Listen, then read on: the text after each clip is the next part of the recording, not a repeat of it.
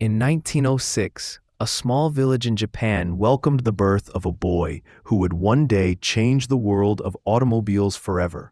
His name was Soichiro Honda. Born to a poor blacksmith, Soichiro did not have the luxuries of life.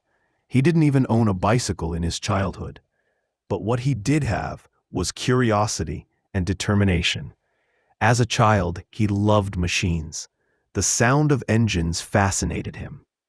When he first saw a car in his village, he ran behind it barefoot, mesmerized by the roar of the engine.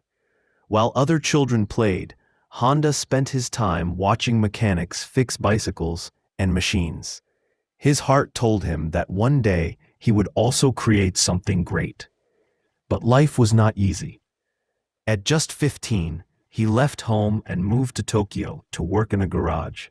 He had no money, no education, and no connections. All he had was his willingness to work hard. He became an apprentice at an auto repair shop. Every day, he would clean floors, carry tools, and observe carefully how cars worked. Slowly, he began to learn. After 6 years of hard work, he opened his own small workshop.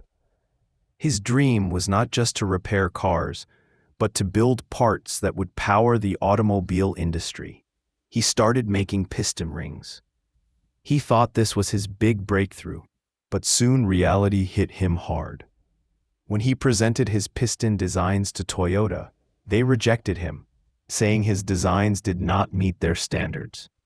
For many, rejection means the end of the road. But for Honda, it was just the beginning. He decided to study engineering properly. Without money for college, he attended night classes and spent days working in his workshop.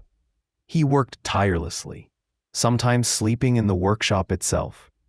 Finally, after years of effort, his piston design was accepted by Toyota. But his happiness didn't last long. A devastating earthquake hit Japan and destroyed his factory. Honda lost everything. Did he give up? No. He built his factory again, but during World War II, it was bombed and destroyed once more. His hard work was reduced to ashes, twice. Most people would have given up after so many failures. But Honda was different. He believed every failure was a lesson. He famously said, "Success is 99% failure." After the war, Japan was in ruins. There was no fuel, no proper transport. People used bicycles to move around. Honda noticed this problem and came up with a creative idea. He attached a small engine to a bicycle. That was the birth of a new invention, the motorized bicycle. At first, it looked funny and strange, but people loved it. It was cheap, fast, and easy to use. Soon, his ideas spread like wildfire. Honda founded the Honda Motor Company in 1948 with just a handful of employees. From a small garage, Honda's company grew quickly. He focused on making affordable, fuel-efficient motorcycles for common people. In just 10 years, Honda became the largest motorcycle manufacturer in the world. His bikes weren't just machines. They were a symbol of Japan's rebirth after war. But Honda didn't stop there. He wanted to enter the car market, even though giants like Toyota and Ford already dominated it. People laughed at his ambition. They said, "You make cheap bikes. How can you compete with big car makers?" But Honda had a philosophy. The only way to succeed is to believe in your dreams, even when the world laughs at you. In 1963, he launched the Honda T360 mini truck and Honda S500 sports car. Slowly, his cars began gaining popularity for being reliable, efficient, and affordable.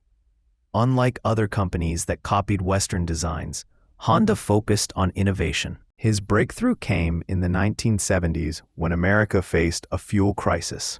People wanted small, fuel-efficient cars instead of big gas guzzlers. Honda's Civic entered the U.S. market at the perfect time. With its fuel efficiency and eco-friendly engine, the Honda Civic became a sensation. By the 1980s, Honda had become one of the biggest automobile companies in the world. His company was not only making cars and motorcycles, but also engines, marine equipment, and even aircraft. Soichiro Honda's journey was never smooth. His life was filled with failures, rejected designs, destroyed factories, financial struggles, and mockery from competitors. But each failure became a stepping stone. He turned obstacles into opportunities. Honda once said, "Many people dream of success. To me, success can only be achieved through repeated failure and introspection. In fact, success represents 1% of your work, which results from the 99% that is called failure." Even after achieving global success, Honda remained humble. He often wore simple clothes and preferred spending time in workshops rather than in offices. He believed that true happiness comes from creating, not from wealth. In 1991, Soichiro Honda passed away, leaving behind a legacy that inspires millions.